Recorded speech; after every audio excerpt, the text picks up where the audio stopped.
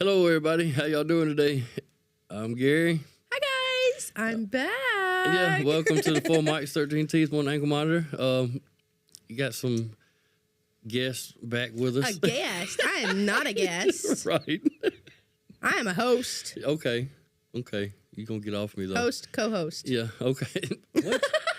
Yeah, I'll take that. But so we've been having kids a lot. What are you? We've been having kids a lot. We've had one kid since y'all seen me last. Right. She's 8 months old now.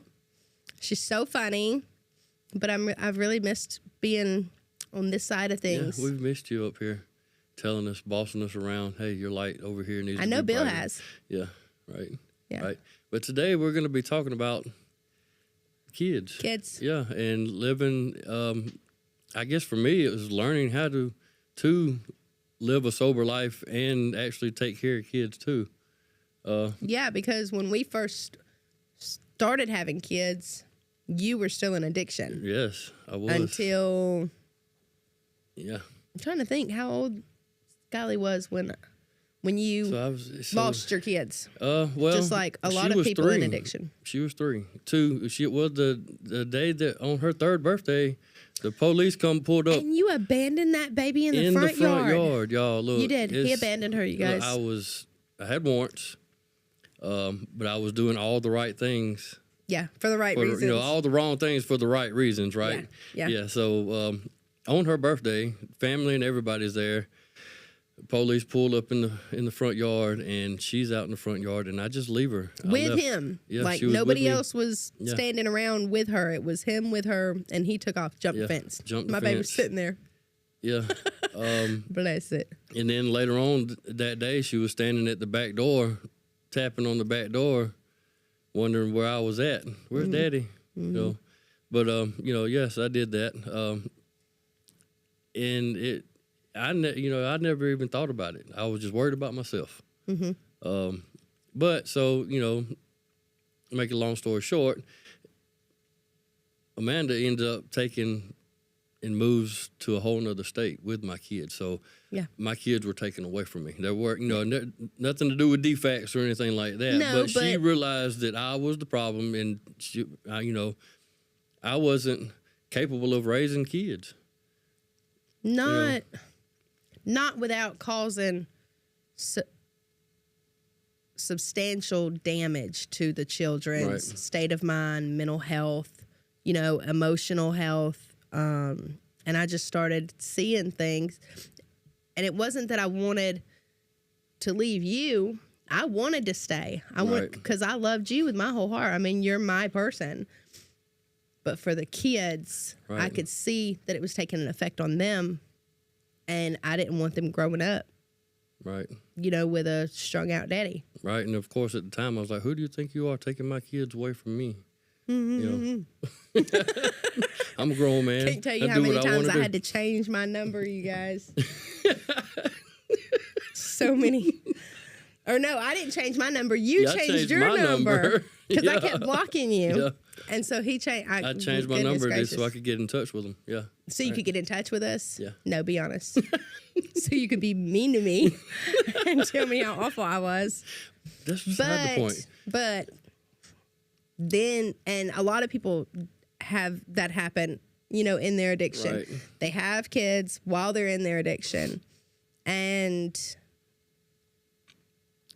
you don't think, I don't want to say you don't think about the kids, because you do. When you're in addiction and you have kids, the mental toll that it takes on you, it does not help your addiction, because you start feeling guilty, you start feeling shame, because of how you're raising your kids, which doesn't do anything except push you deeper down the rabbit hole. Right. Yeah, I can't do nothing right, so I might as well. I'm not going to change. I'm just going to keep doing what I'm doing. Yeah. Yeah, right. So, lost the kids, then got sober, which is the story for a lot of people. You lose your kids, you have to get sober in hopes that you can get your children back, whether it be from a significant other, defects, grandparents. It's all the same concept. Right. You've lost your kids. Right. There was some things I had to put in place. I had to start doing to get Had supervised visitations. Supervised visitations, you know, with them. And then, you know, and then the mom's like, well, I don't know if I can even be with the godly man, you know, because I'd found God this time. That's not what we're talking about right now. But I'm saying, though, it doesn't matter what the other person is thinking. Like, I mean, it mattered what you was thinking to me. But, you know, it was almost a sense of, well, if I can't be with her, then I'm not going to be able to see my kids. That's how I felt. Yeah. You know, so you know, it's like, well, how am I going to, you know, I thought that there had to be some type of relationship between the mom and dad for the mom or the dad to have a relationship with the kids. I mean, you know, that's how a lot of baby mamas are. Right, you know? Yeah. Or even baby daddies. If you're not going to be with me, then I'm going to keep the kids from you, right. You know? That's not how it was. That's not the type of person I was. Just clarify right there real quick. Yeah, I was always able to, you know, if I was doing right, yeah, you know, I could come get the kids. And even when you were doing wrong, you still got to see the kids. Right. You just didn't get there was some boundaries there. Yeah, which, right. I mean, you have to do for your kids. I mean, it would have been the same way with DFACS.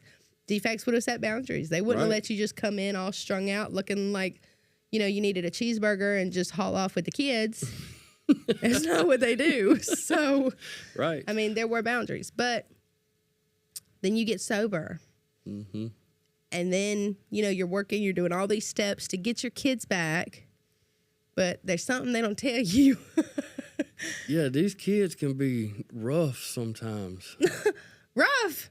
Yeah, they're rough on you. They put me through it. Yeah. But I love them. But something that I don't think is talked about enough, which is the whole point, and I feel like this podcast today, is trying to learn how to be a parent again. Or for me to be a parent to begin with. Yeah. You know, I come back into it, you know, I still, you know, with having a 4-year-old and a 1-year-old at the time, mm-hmm. I didn't know how to be a dad. Yeah. I'm still learning how to be a dad, you know.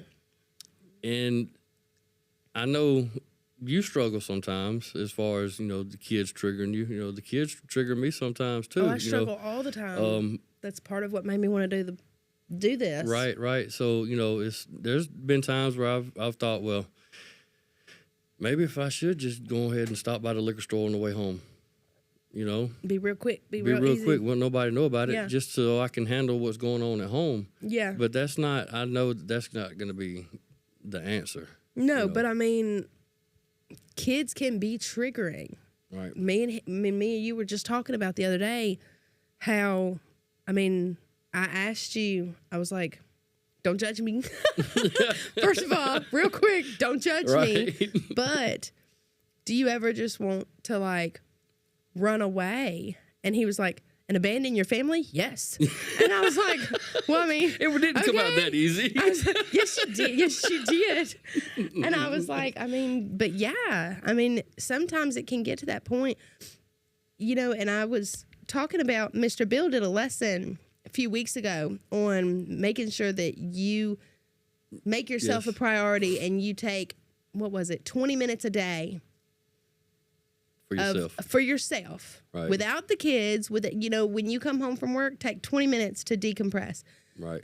You know, me staying at home. And that's not the 20 minutes from work to home in traffic. You can't decompress. Yeah, I mean, and that was all part of that lesson. Right, and I was like, oh my God, we need to do that because before I abandon my children, you know, I mean, and I'm laughing about it because I would never, like, I could never, I would literally probably put myself in a mental hospital before I abandoned my kids. Right.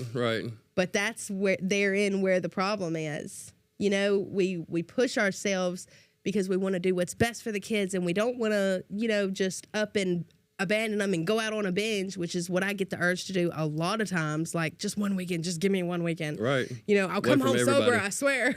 But for that weekend, I want to be KO'd, you know, like TKO'd. Right. But I know in my heart that I can't do that.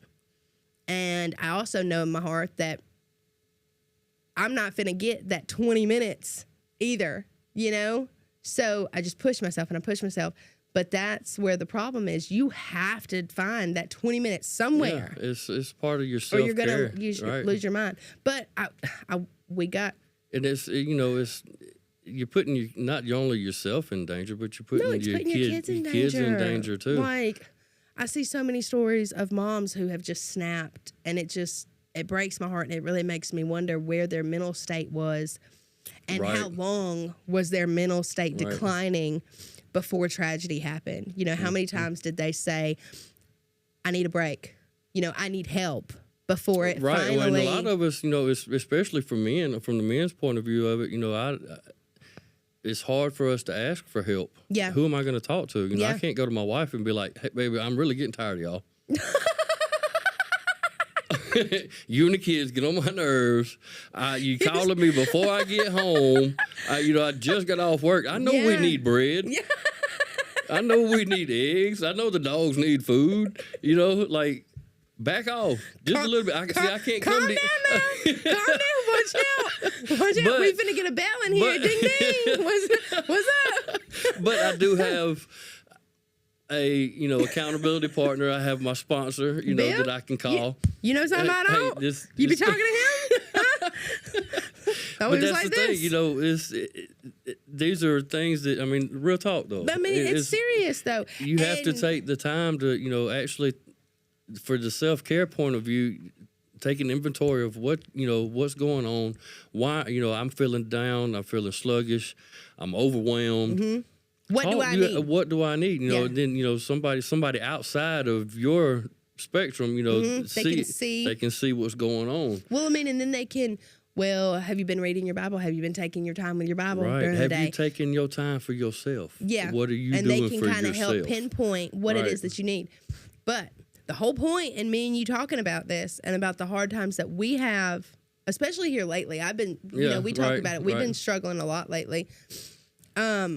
Imagine being fresh into recovery and all of a sudden, boom, you got all your kids back, however many it might be.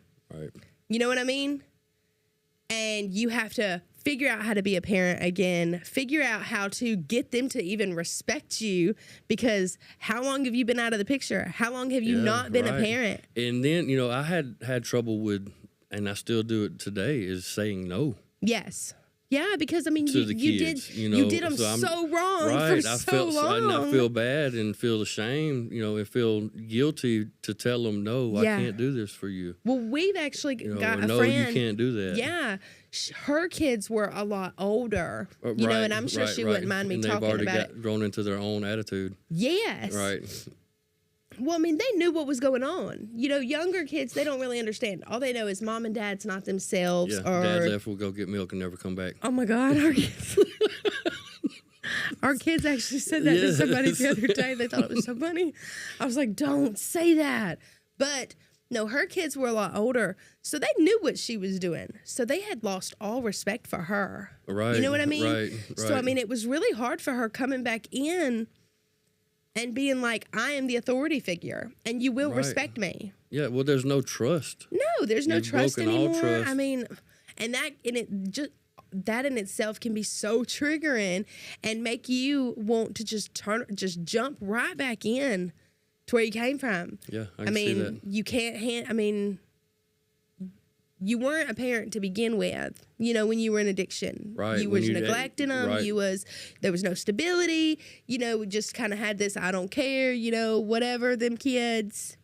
Right. Somebody will figure it out. Somebody will feed them breakfast. You know, there's somebody that's going to come through. You know, grandparents going to take care of them. I ain't got to worry about it. Right. And now all of a sudden you have all of that responsibility. And it's hard. It is so hard being a parent. It's not easy. No, it's not. It's not easy. And they cost money. Oh, Lord. But that's when you've got to have your resources and your support systems. Right. And, you know, I mean, call grandma. Be like, hey, look, I really can you come over? I need some me time. You know, Right. I'm going to freak out on these kids. I'm going to freak out and I'm just going to go and throw my life away, go right back down the road that I was going down. Yeah, because I mean, you know, for me, I couldn't, like you were saying, I just need a weekend. No, the weekend wouldn't be enough. No, I wouldn't. You know, once if I get started, that's going to be it. Yeah, the police are going to be picking me up somewhere. Yeah. You know, and then you know, I'm going to lose all respect, all trust again. Yeah. There's going to be a side of me that a couple of my kids have never seen. Yeah. You know, and Yeah, that's going to traumatize them. You know, it's not. It's more. It's more. It's not all about us. Yeah, it's not about us no more. It's more about the kids. It's all about them. Yeah. Like I've said, I don't know how many times, and I get real defensive when it comes to youngins, only because it's not about you anymore. Right. It's not. Right. You chose to have them babies. Them babies didn't choose to be here. It's time to man up, put your big girl boots on, right, and get things done that need to be done for them babies. Right. Because they didn't ask to be here. They didn't ask, you know. And oh man, well, never mind. I'm not going to talk about that because I'm just going to get off on a rant. Right. So I'm just going to leave it alone. But no, the kids didn't ask to be here. It is your job to be a responsible, caring, loving parent and be there for them. And in addiction, that hurts me more. And I'm not saying I don't care about the addict. Obvious. I mean, I do. I care about the addict. And you know, that's the thing too, though. If you can't take care of yourself, you're not going to be able to take care of them. Anyway. No, it's not even a question. But just, you know, if you're feeling like you're the only one out there with these problems, I promise you're not. No, you're not. You know what I'm saying? And it's normal. Right. Yes, right. It is so normal to have these feelings. Right. To want to football kick your kid because they ain't listening. Karate chop them in the throat, right. Punt them right on somewhere. It's normal. I mean, and this is coming from people who have been sober for years. Right. We have years of sobriety under our belt. So I can only imagine, bless y'all's hearts. Come talk to us. I will hug you. Right. It's hard. It is so hard, but do not let it consume you. Do not let it make you throw your entire future away, your kids' future, because don't give up. They're the ones who suffer the most. They're going to be losing a mama or a daddy. They don't understand. And I don't care. I mean, I don't care how much you try to explain it to them, you know, and I don't care how much because kids are really resilient. They are. And they'll be like, well, I don't care, you know, whatever, mama. It is crushing them on the inside. Right. It really is. It's so heartbreaking. But there is hope. Come to CR. We got childcare. Right. We'll let you get a break from your kids for how long is CR? Yeah, 2 hours. About 2.5 hours. Well, an hour and a half. Come up here. We got an hour and a half. We will watch your kids. Yeah. So you can breathe. Best believe I send mine to the nursery every Sunday. Love y'all. Bye. Yeah. Don't come get me. Right. And, you know, and she's a stay-at-home mom. So she's at home. She's been at home with a kid for at least 10 years now. 11. Yeah, 11 years. Yeah. So she knows what she's talking about as far as being around the kids the entire time and then having to put up with me too. Yeah, but poor you, because you get home and I'm just like, because here, take this. I've only here, you want to hold her? She's missed you. Hi, Daddy. But I've only had like people this tall to conversate with all day. So when I see a big person, I get excited. Oh, another person my size. Right. Let's talk grown-up things. Yeah, I love it. But seriously, reach out to your help. We know kids are so hard. They're not easy. They don't come with a manual, you know. But reach out to us. Reach out to your support group. They don't. Even if they did, it'd be a different manual for each one. Yeah. And I didn't do very good in school, so I'd still fail, even with the study guide. Yeah. Who actually studied? Hands-on experience, right? Let's see, what else can we say? You know, I would say just reach out. You know, somebody. Do not don't try to take it all on yourself. Right. Don't do it. Right. Whether you're however far along you are in your recovery, kids are hard. They are so hard, but they are so worth it. Right. They are so worth it. They really are. I'll be at my wit's end, and like one of my kids will do something, and I will just lose it. I will be laughing so hard, and then I'm crying, and then I'm laughing because. But they're so worth it, and they deserve you to be at your absolute best that you can. So make sure you make yourself a priority as well. Right. Yeah. Come see us. We love y'all. Check out some more of these. Or you got anything else you want to say? Nope, I love you guys, and I miss y'all so much. Hope you got something out of this. But, you know, stay strong, stay encouraged, you know, do what you can for your kids. If it's, take breaks. Yeah, take breaks. Take time for yourself. And it doesn't make you a bad parent. Right. It does not make you a bad person. It makes you a better parent, honestly. Right. It really does. Right. If you can't take care of yourself, you cannot take care of them. Yeah. So we love y'all. Check out some more of these videos down here. Yeah, I'll see you guys soon. I might even show y'all my baby. Yeah, I love you. Jesus Christ love you.